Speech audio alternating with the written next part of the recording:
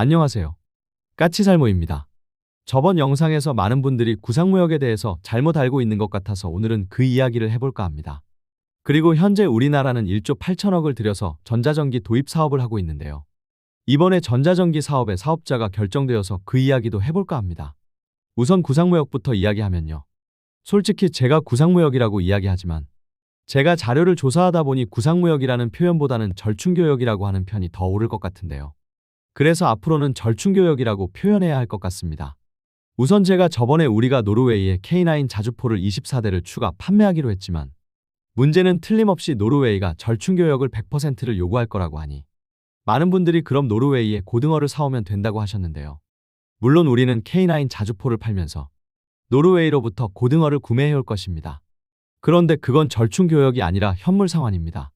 정확히 말하면 우리가 무기를 판매하거나 구매할 때 우리나 상대 측이 요구하는 게 세 가지가 있는데요. 현물 상환과 그리고 절충교역. 마지막으로 차관 제공이 있습니다.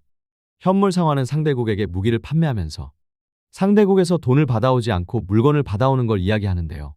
이건 분명 절충교역과는 다릅니다. 우선 현물 상환은 무기를 직접 판매하는 업체가 상대국에서 받아오는 것이고요. 절충교역은 우리가 무기를 판매하면 우리 정부가 상대 정부에게 해주는 것입니다. 그래서 현물 상환의 주체는 업체이고 절충교역의 주체는 우리 정부입니다. 그래서 두 항목의 주체는 완전히 다르고요. 그래서 아무리 우리가 노르웨이로부터 고등어를 받아와도 절충교역 비율은 상계되지 않습니다. 그런데 노르웨이 같은 선진국은 절충교역 비율을 100%를 원한다는 게 문제입니다. 재미있는 점은 절충교역 비율이 높으면 무기 가격도 높아집니다. 그래서 보통은 선진국은 아주 높은 절충교역 비율을 요구하고 후진국은 아주 낮은 절충교역 비율을 요구합니다. 당장 이번에 우리가 노르웨이에 24대 K9 자주포를 판매하면서 계약하는 계약의 규모는 8천억 정도 된다고 하는데요. 이렇게 가격이 높은 건 노르웨이는 무기를 구매하면서 그 무기만 구매하는 게 아니라 그 무기의 모든 걸 포함해서 구매하기 때문에 가격이 높은 이유도 있고요.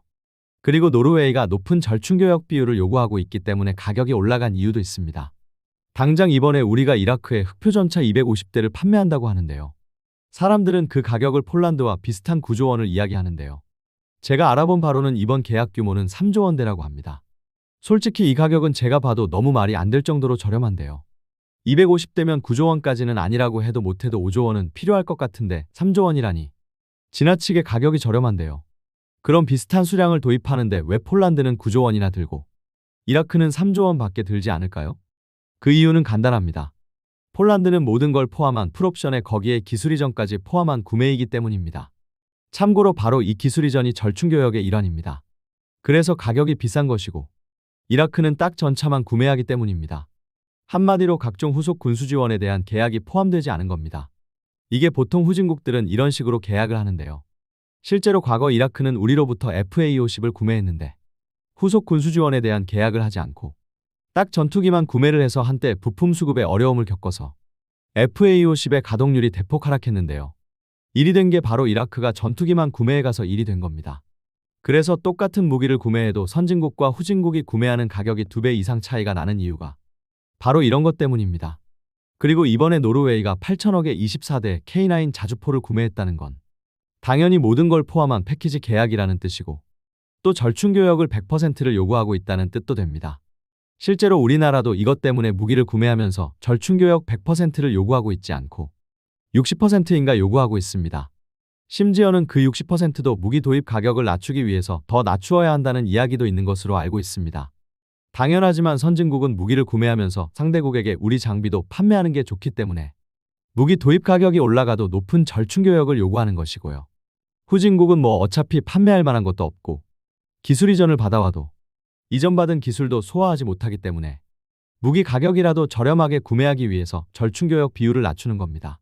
그런데 지금 60%대인 우리나라의 절충교역 비율을 더 낮추자는 건 솔직히 지금 시점에서는 검은머리 외국인이라고 보시면 됩니다. 지금 시점에서는 우리나라도 상대 나라에 판매해야 하는 게 많기 때문에 비록 무기 구매 가격이 높아져도 오히려 절충교역 비율을 높여야 하는 것입니다. 그런데도 오히려 절충교역 비율을 낮추자고 주장을 하는 건 상대국 특히 우리가 가장 많은 무기를 구매하는 미국 편을 들어주는 겁니다. 그러니 누가 절충교역 비율을 낮추자고 주장을 하는지를 한번 유심히 살펴보세요. 누가 검은머리 미국인인지 알 수 있을 겁니다. 그래서 바로 이런 이유 때문에 선진국일수록 절충교역 비율은 높은 건데요. 문제는 지금 이 문제에서 가장 크게 문제가 되는 게 바로 캐나다입니다. 여러분도 잘 알겠지만 우리는 현재 캐나다의 잠수함 도입 사업에 참여를 하고 있고 지금은 독일의 티센크루프와 함께 우리 한화가 최종 후보로 남았는데요. 그럼 우리가 이 사업을 따기 위해서는 어떤 게 필요할까요? 우선 최종 후보에 들었다는 건 잠수함 성능 자체는 거의 캐나다의 요구를 충족했다고 보시면 됩니다. 그래서 지금은 잠수함 자체의 성능보다 외적인 문제가 더 중요한데요. 그럼 외적인 문제로 무엇이 가장 중요하냐라고 했을 때 바로 절충교역과 일자리 창출이 이번 사업에서는 가장 중요하다고 여겨집니다. 그럼 일자리 창출은 무엇이고 절충교역은 무엇이냐라고 했을 때 일자리 창출은 말 그대로 최대한 캐나다 현지에 일거리를 만들어서 캐나다 현지인을 고용하는 건데요. 그래서 한화는 우리 잠수함을 캐나다 현지에서 건조하는 건 물론 잠수함의 일부 부품도 캐나다 현지에서 제작해서 최대한 캐나다 사람들의 고용을 증가시킨다고 약속을 하고 있습니다. 그런데 이건 한화가 할 일이고요. 우리 정부가 해야 하는 게 바로 절충교역입니다. 당장 이 사업은 최대 60조의 사업이라고 하지만요. 그건 어디까지나 후속 군수지원까지 포함이고요. 직접적으로 잠수함을 공급하는 가격은 대략 20조 원이기 때문에 우리가 캐나다에 해줘야 하는 절충교역은 바로 이 20조 원에 대한 것입니다. 물론 절충교역에는 기술 이전도 포함이기 때문에 당연히 우리 잠수함 기술을 캐나다에 이전해 줄 것이긴 한데요. 문제는 기술 이전으로는 20조 원을 채울 수가 없다는 것입니다. 그렇기 때문에 당연히 우리는 캐나다로부터 많은 장비를 도입해야 하는데요. 지금 이야기되는 게 캐나다는 항공기 엔진의 부품을 많이 제작하기 때문에 우리가 개발하는 항공기 엔진의 부품을 캐나다에서 구매하고 그리고 캐나다의 대표 기업인 봄바디어라는 비즈니스 여객기 회사가 있기 때문에 최대한 봄바디어의 비즈니스 여객기를 많이 구매해야 하고요. 당장 우리나라의 전자전기의 기체로 선정된 글로벌 6500도 바로 이 봄바디어의 제품이기 때문에 당연히 이번 절충교역에 포함될 것이고요. 그리고 특히 캐나다가 많이 하는 게 바로 중고 헬기의 개조이고 특히 특화된 게 캐나다는 산림이 많아서 산불 진화 기술이 발전했고 중고 헬기를 가지고 와서 산불 진화 헬기로 개조하는 기술이 발전했다고 하네요. 그래서 지금 이야기되는 게 치누크 헬기를 산불 진화 헬기로 개조하는 사업이라고 합니다. 제가 전에도 영상을 올린 바가 있는데요. 우리나라 지형의 특성상 수리용 같은 중형 헬기는 우리나라의 산불 진화에는 한계가 있고 그래서 우리는 대형 헬기인 치누크 헬기를 산불 진화용으로 많이 확보해야 한다고 했었는데요. 바로 캐나다 회사에서 치누크 헬기를 산불 진화용으로 개조 개발하는 기술에 특화되어 있다고 합니다. 그래서 저는 이번 기회에 수십 대의 치누크 헬기를 캐나다로부터 구매해야 한다고 생각을 합니다. 분명한 건 잠수함의 인도 시기는 우리가 독일보다 빠르고 그리고 생산을 현지화해서 캐나다 사람의 일자리를 만들어주는 것도 우리가 앞서는 것으로 알고 있습니다. 그래서 지금 캐나다에서 우리 잠수함이 선정될 가능성은 아주 높고 마지막으로 우리가 캐나다에서 잠수함을 수출하는데 성공하기 위해서는 우리 정부가 해주어야 하는 게 절충교역입니다. 특히 잠수함 수출 계약과 동시에 눈으로 보이는 절충교역을 우리가 독일보다 얼마나 더 많이 해줄 수 있냐가 이번 사업의 성패를 가르게 될 거라고 봅니다. 한마디로 말해서 캐나다 잠수함 사업의 성패는 지금 우리 정부의 손에 달렸다는 이야기입니다. 아마 가시적인 절충교역량만 충분하다면 캐나다의 잠수함 사업을 우리가 따내는데 성공을 할 거라고 저는 보고 있습니다. 어떤가요? 여러분이 보기에는 우리가 캐나다 잠수함 사업을 따낼 거라고 보시나요? 그럼 이 이야기는 여기까지 하고 전자전기 사업 이야기를 시작해 보겠습니다. 드디어 우리나라의 전자전기 사업의 승자가 결정되었는데요. 전자전기 사업은 이미 제가 예상을 한 것처럼 대한항공 LIG 연합이 승리를 했다고 합니다. 전자전기 사업이란 사람들이 한국형 그레이 이글을 개발하는 사업이라고 하지만 실상은 우리가 개발하는 전자전기는 전투기를 개조 개발하는 사업이 아니라 비즈니스 여객기를 개조 개발해서 전자전기를 개발하는 사업인데요. 이 사업은 총 1조 8천억을 들여서 4대의 전자전기를 도입하는 사업이고 지금은 그 중에서도 이번에 이루어지는 사업은 블록1 사업으로 우선 2대의 전자전기를 도입하는 사업입니다. 그래서 이 사업에는 대한항공과 LIG가 연합을 하고 있었고 카이와 한화가 연합을 하고 있었지만요. 사실상 이 사업은 카이와 LIG 두 회사의 경쟁이라고 할 수 있었습니다. 왜냐하면 원래 두 회사는 이런 사업 때마다 연합을 이루었는데요. 특히 이번 전자전기 사업 때문에 두 회사의 사이가 벌어지면서 두 회사의 연합은 깨지고 각각 대한항공과 한화와 연합을 하는 모양새를 보였기 때문입니다. 그럼 지금까지 연합을 이루던 두 회사가 왜 갈라졌냐고 한다면요. 과거에는 대부분의 사업은 카이가 중심이 되고 LIG가 보조를 하는 형태로 진행되었고 당연히 지분 비율도 카이가 더 많이 가지고 가는 구조였습니다.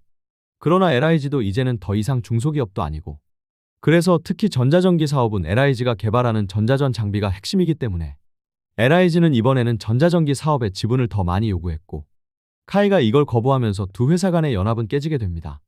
그런데 문제는 이번 사업은 전자전기 사업이고 원래 우리나라는 아직까지는 공중의 전자전 장비는 거의 개발해보지 않았지만 지상의 전자전 장비는 수십 년째 개발을 해오고 있었고 지상의 전자전 장비를 수십 년간 개발해서 군에게 납품해오던 게 LIG입니다.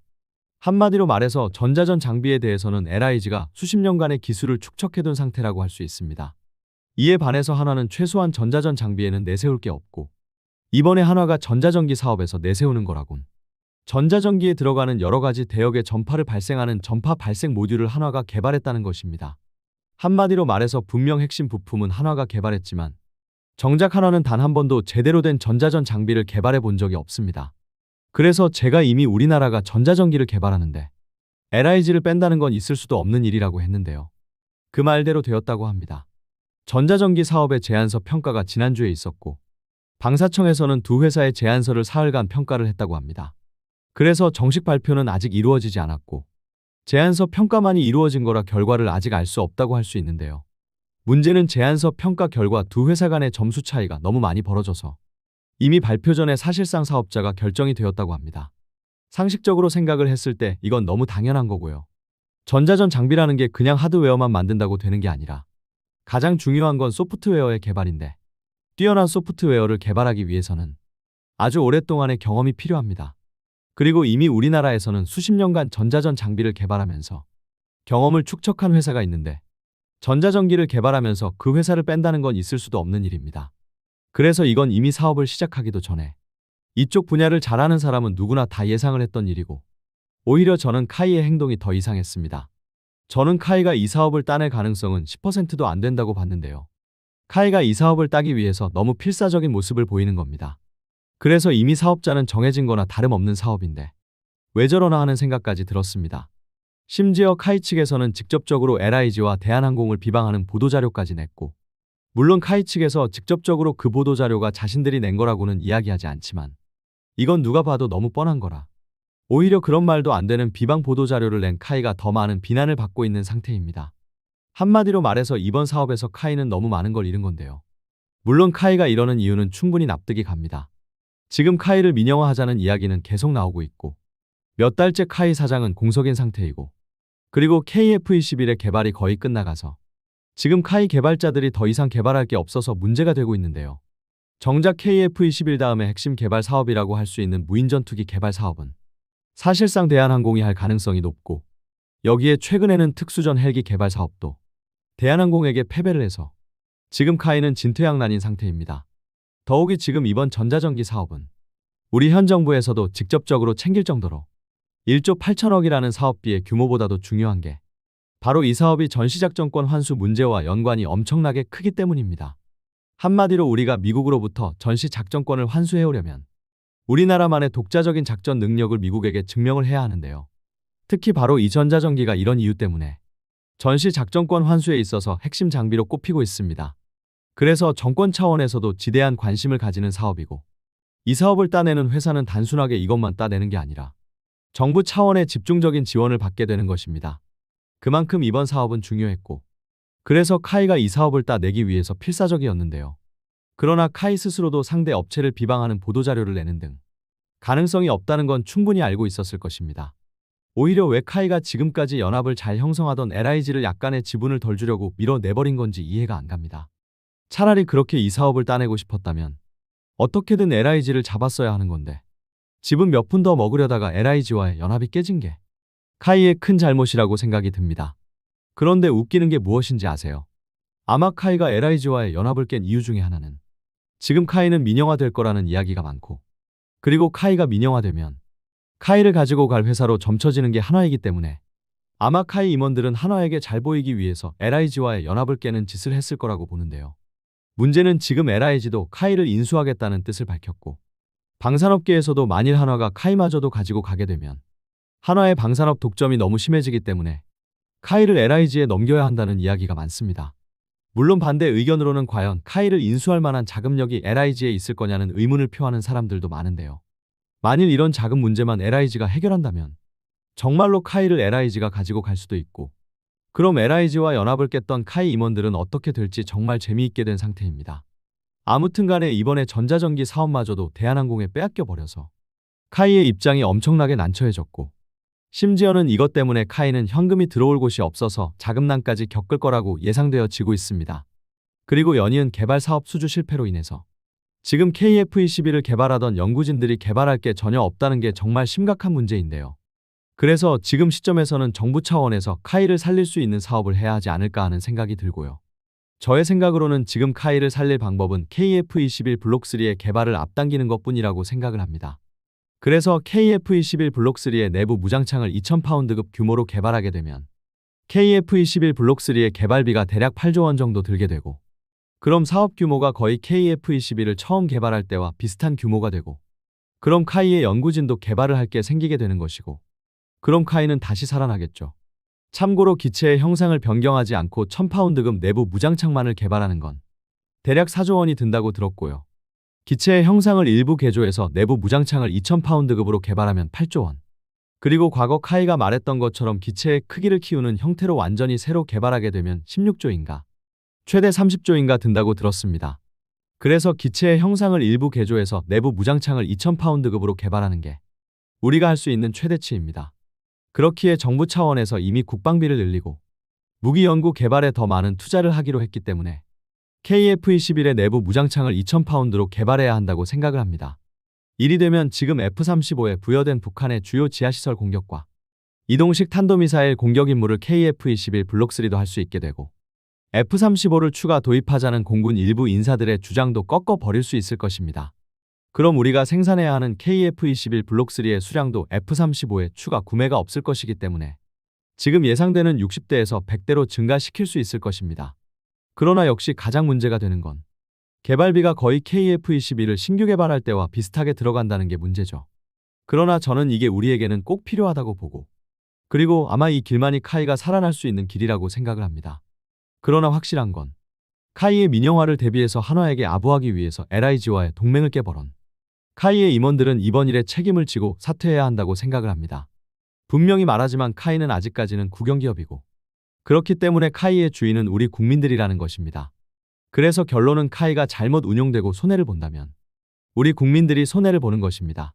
그렇기에 자신의 사익을 위해서 국민들에게 손해를 입힌 카이의 임원들은 분명 책임을 져야 할 것입니다. 오늘은 캐나다 잠수함 사업에서의 절충교역의 중요성과 우리 전자전기 사업을 대한항공과 LIG가 따냈다는 소식을 이야기해봤는데요. 어떤가요? 절충교역이라는 게 결코 쉬운 게 아니죠. 결론은 우리가 무기 수출을 하는 데 있어서 바로 많은 사업에서 이 절충교역이 사업의 성패를 가르게 됩니다.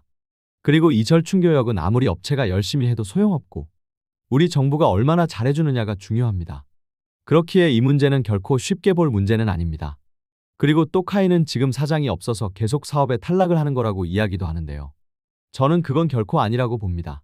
사장이 문제가 아니라 실질적으로 결정권을 행사하는 임원들이 제대로 하지 못하고 있는 거라고 보고요. 그래서 사장 임명이 급한 게 아니라 카이 스스로가 이 문제를 해결할 의지를 가져야 한다고 봅니다. 어떤가요, 여러분?